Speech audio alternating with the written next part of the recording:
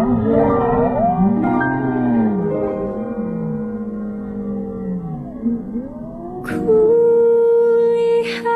ibu pertiwi sedang bersusah hati. Budaya Indonesia itu kaya akan nilai komunal dan juga hierarki sosial. Kita hidup itu dengan konsep yang ngejunjung tinggi nilai kekeluargaan, gotong royong dan juga kepercayaan. Secara historis ya, konsep ini kan udah ngebentuk cara kita tuh berinteraksi, berpolitik dan juga berbisnis. Kita udah sering dengar sarjana dengan IPK 3,9 tapi susah cari kerja. Terus ada riset yang bilang 70% lowongan kerja diisi lewat jalur internal. Bahkan 65% HRD di Indonesia itu lebih prioritasin kandidat yang direkomendasiin. Ini semua adalah fakta dan ini adalah konsekuensi dari budaya yang udah mendarah daging ini. Jadi kita nggak bisa cuma ngandelin pendidikan formal untuk bisa naik kelas sosial. Karena sistem ekonomi kita itu dibangun di atas transaksi, di atas kepercayaan dan juga di atas kolaborasi. Bukan cuma kompetensi individu. Tapi bukan berarti kompetensi itu nggak penting ya. Lebih tepatnya tuh gini, lo lulus interview itu karena skill. Tapi yang bikin lo tuh dapet interview itu karena koneksi. Ini alasan kenapa ada yang bilang di Konoha ya, kesuksesan itu bukan berasal dari apa yang lo tahu,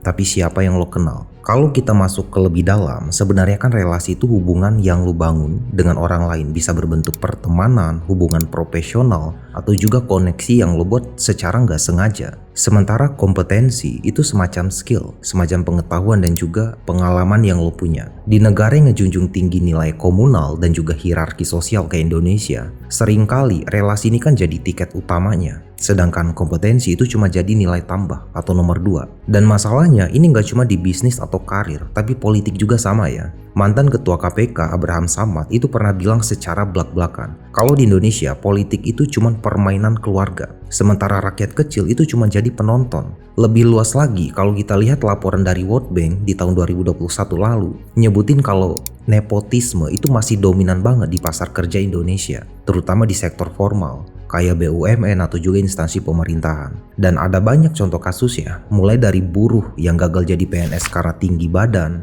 pejabat BUMN diisi oleh orang terdekat, atau manajer yang naikin pangkat karena punya hubungan kekeluargaan. Pokoknya ini semua udah bukan rahasia umum. Nah, yang menjadi pertanyaan, kenapa sistem di Indonesia ini sangat bergantung pada relasi? Jawabannya karena kita adalah masyarakat yang high context. Sejak dulu kala, jauh sebelum Indonesia menjadi negara modern kayak sekarang, lebih tepatnya tuh di era Soeharto. Di kala itu, rezim Orde Baru itu ngebangun sistem pemerintahan yang mengandalkan jaringan patronize, yaitu kekuasaan yang terpusat pada presiden, dan posisi strategis itu diisi oleh keluarga, oleh tentara, dan juga oleh kroni bisnis. Mereka ini disebut sebagai patron, yang punya kekuasaan untuk ngasih akses dan juga perlindungan ke orang-orang yang ada di bawah mereka, yang disebut sebagai klien. Sebagai imbalannya, para klien ini ngasih loyalitas, ngasih dukungan dan juga ngasih pelayanan ke patron mereka. Contohnya gini, saat pemilu, biaya kampanye itu kan sangat tinggi ya, dan ini memaksa para politisi untuk meminta bantuan dana dari pengusaha. Nah, sebagai imbalannya, pengusaha nanti dapat akses ke proyek negara dan juga kebijakan yang menguntungkan bisnis mereka. Dan ada juga semacam dinasti politik dengan menempatkan keluarga atau juga kerabat di posisi strategis. Nah, sistem patronize ini bekerja dengan cara para pelindungnya ini ngendaliin akses ke berbagai hal yang dibutuhin oleh masyarakat biasa. Mulai dari tanah, kesempatan berdagang, sampai jabatan di pemerintahan. Mereka ini ngedistribusin sumber daya ke klien mereka sebagai bentuk imbalan atas kesetiaan dan juga dukungan. Terus mereka juga ini ngasih perlindungan dari kesulitan ekonomi. Tapi sebaliknya ya, mereka juga ngendalin klien untuk dapetin dukungan politik, dukungan tenaga kerja, dan juga dukungan lainnya yang mereka butuhin. Nah, sistem ini ngebentuk cara masyarakat kita itu berinteraksi sampai hari ini. Budaya ini terus diwarisi dari generasi ke generasi. Walaupun sistem pemerintahan dan juga ekonomi kita ini udah berubah ya, tapi pola pikir yang mengandalkan koneksi personal untuk dapetin akses dan juga perlindungan ini masih melekat di masyarakat Indonesia sampai hari ini. Jadi jangan heran kenapa perusahaan ini lebih suka ngambil kandidat dari rekomendasi. Kenapa konglo di Indonesia ini dekat dengan pejabat. Dan juga kenapa tokoh di pemerintahan ini cuma muter-muter dari anak, keponakan, dan juga kerabat. Karena sistem ini udah ngebentuk semacam dinasti atau bahasa formalnya itu fenomena jalur dalam. Di Indonesia ya, itu ada yang disebut sebagai pasar kerja tersembunyi. Ini semacam lowongan kerja tapi nggak pernah dipublish ke media. Justru sebenarnya posisi ini udah diisi sebelum iklan itu dibuka. Simpelnya tuh gini ya, calon kandidat sebenarnya itu kan udah ada, dan yang ngisi posisi itu relasi mereka. Nah, salah satu keuntungan kalau lo punya relasi, khususnya Gen Z ya, lo punya akses ke lowongan kerja dan juga peluang bisnis yang nggak pernah dipublikasiin ini. Karena realitanya, kalau mau jujur ya, sebenarnya itu kan ada banyak banget kesempatan kerja bagus atau karir bagus di Indonesia, tapi sayangnya itu cuma beredar dari mulut ke mulut.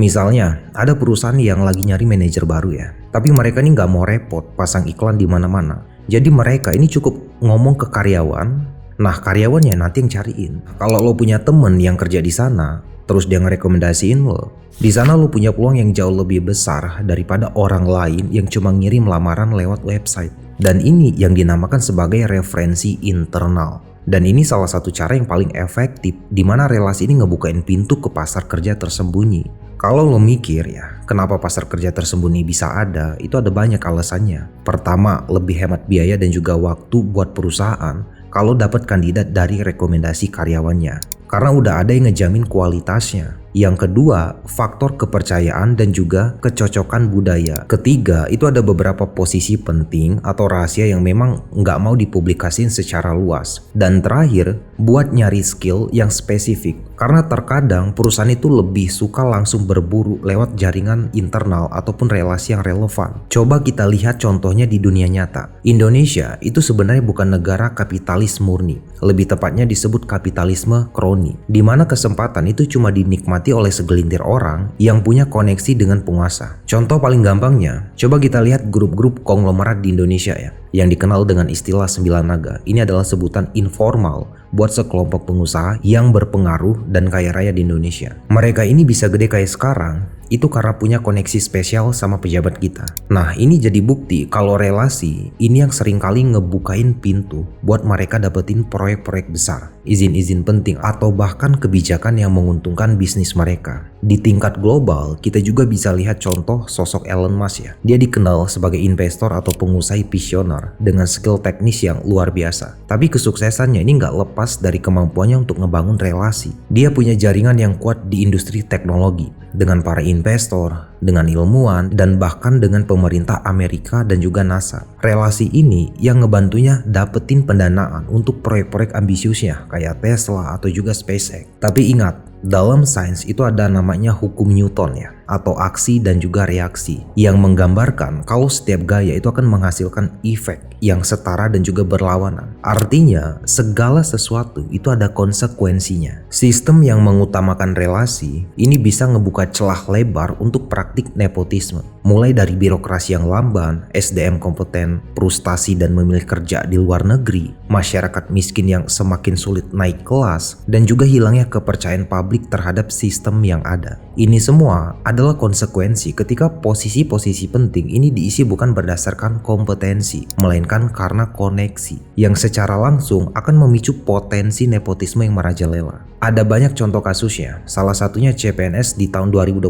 lalu yang dicurangi panitia dengan cara nilai orang dalam itu didongkrak. Ini kan nunjukin kalau posisi yang diiklanin itu bisa di-booking. Dan ini adalah bukti nyata konsekuensi dari budaya relasi yang udah mendarah daging tadi. Alhasil, keputusan-keputusan penting ini bisa jadi dipengaruhi oleh kepentingan jaringan, bukan oleh pertimbangan profesionalisme dan juga integritas. Akibatnya, sumber daya negara ini bisa diselewengkan. Proyek-proyek mangkrak dan juga kepercayaan publik terhadap institusi negara ini semakin terkikis. Dan akhirnya berimbas ke masalah pertumbuhan ekonomi yang gak merata. Di mana pertumbuhan ekonomi yang dihasilkan ini mungkin cuma dinikmati oleh segelintir orang yang punya akses dan juga koneksi atau jaringan kekuasaan dan juga ekonomi. Sementara sebagian besar masyarakat ini tetap kesulitan meningkatkan taraf hidup mereka. Nah, yang jadi masalah, konsekuensi ini kan bisa berdampak pada psikologi bagi banyak lulusan baru yang udah berjuang keras menempuh pendidikan tinggi dan juga mengasah kompetensi mereka. Sistem yang lebih mengutamakan relasi ini kan terasa kayak pengkhianatan dari negara sendiri. Mereka ngerasa usaha dan juga kerja keras ini nggak dihargai, dan kesempatan yang seharusnya jadi hak mereka ini justru dikasih ke orang lain. Pada akhirnya, banyak dari mereka yang merasa nggak punya masa depan di negara sendiri dan memilih untuk nyari peluang di negara lain yang dianggap lebih menghargai meritokrasi. Kalau fenomena ini terus berlanjut, Indonesia ya pasti bakal kehilangan talenta-talenta terbaik yang seharusnya tuh bisa berkontribusi untuk kemajuan di Indonesia. Jadi jangan heran, banyak lulusan baru yang ngerasa lebih baik kabur aja dulu nyari tempat di mana kompetensi mereka ini bisa dihargai. Jadi kita butuh banget yang namanya tuh meritokrasi, yaitu sistem yang ngasih kesempatan ke orang lain itu berdasarkan kemampuannya. Harusnya ya BUMN, instansi pemerintah dan juga perusahaan swasta, baik formal maupun informal, harus berani menggunakan sistem based on kompetensi, not connection, supaya sistem perekrutannya ini bisa lebih fair. Dan kalau dari sisi pemerintah ya, sebenarnya kan mereka ini udah berupaya untuk ngilangin praktik budaya relasi atau kasarnya orang dalam ini, khususnya tuh di CPNS ya, dengan cara nerapin sistem CAT. Dan datanya tuh ya memang real time, tapi sayangnya kan masih ada tahap wawancara ya. Nah di tahap wawancaranya ini masih bisa ngasih celah buat orang dalam supaya lebih mudah lulus dibandingkan peserta tanpa kenalan. Dan ini jadi tantangan buat pemerintah kita supaya lebih jujur dan juga memperketat proses rekrutmen dan juga jangan setengah-setengah. Terus gimana solusinya buat kita sebagai individu? Pertama ya, itu pastiin dulu lo memang punya kompetensi di bidang masing-masing ya. Kedua, baru bangun relasi yang sehat. Maksudnya tuh gini, lo harus punya kompetensi dan juga punya koneksi. Karena di dunia kerja, relasi ini bisa ngebukain pintu, bisa bikin lo tuh dapet interview, atau bisa juga jadi jalan buat naik jabatan. Tapi ingat, kalau lo nggak punya kompeten, ya lo nggak bakal bisa bertahan lama. Lo bakal kelihatan kosong, nggak bisa ngasih kontribusi nyata, dan akhirnya ya bakal kegeser juga. Nah, salah satu cara paling ampuh buat ngebangun koneksi ya, pertama itu tentuin dulu di mana sekiranya lo tuh bisa ketemu dengan kenalan yang punya potensi buat ngebangun diri. Misalnya di komunitas contohnya kayak HIPMI, atau juga di media sosial kayak LinkedIn, atau juga tempat yang suka dikunjungi oleh orang-orang dengan tanda kutip ya konon punya pengaruh. Setelah lo udah dapat kenalan baru gunain prinsip give before you take. Maksudnya tuh gini ya, jangan cuma mikirin apa untungnya buat lo, tapi coba bantu orang lain tuh duluan. Lo punya info lowongan, kalau nggak tertarik dengan lowongan itu ya kasih ke orang lain yang lebih membutuhkan. Lo punya skill yang bisa dipakai buat bisnis atau proyek orang, tawarin. Ketika lo dikenal, suka nolong dan juga nggak perhitungan, orang lain juga itu bakal lebih respect dan juga mungkin bakal balik bantu lo suatu saat nanti. Karena gini ya, orang Indonesia itu bakal ingat lo kalau lo bisa jadi solusi buat mereka. Jadi jangan cuma deketin orang pas ada maunya, tapi tunjukin lo punya ide dan juga punya solusi. Kalau lagi ngobrol sama orang, dengerin baik-baik masalah mereka, terus kasih pandangan atau ide yang konstruktif. Kenapa ini penting buat ngebangun relasi? Karena ada teori namanya tuh weak ties. Ini dicetusin sama sosiolog namanya tuh Mark Granovetter di tahun 1973. Intinya dari teori ini bilang ya, kalau orang-orang yang gak terlalu dekat dengan kita ini justru seringkali lebih berharga dibandingkan orang-orang dekat dalam hal informasi khususnya karir ya. Biar lebih gampang dipahami, gini nih bedanya. Di dalam teori ini dibagi jadi dua bagian.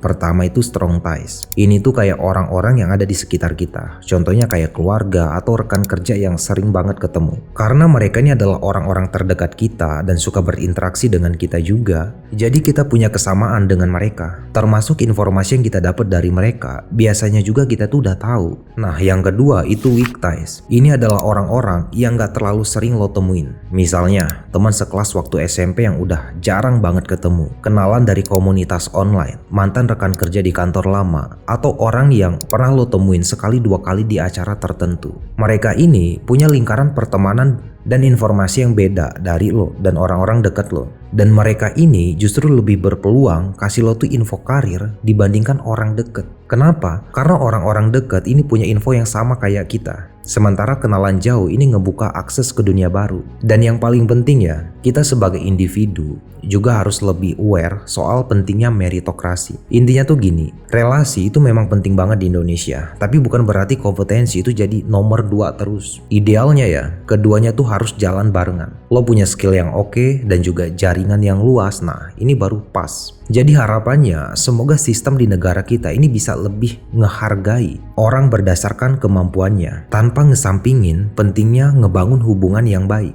Jadi buat lo yang lagi berjuang, terus aja asah skill. Tapi jangan lupa buat bangun relasi yang positif. Karena budaya relasi di Indonesia itu bukan sekedar kebiasaan, tapi sistem yang udah terinstitusionalisasi akibat kombinasi dari budaya ekonomi kita. Sehingga untuk melakukan perubahan itu memerlukan waktu, komitmen elit dan juga partisipasi masyarakat untuk ngedorong transisi dari sistem siapa yang lo kenal ke apa yang lo bisa.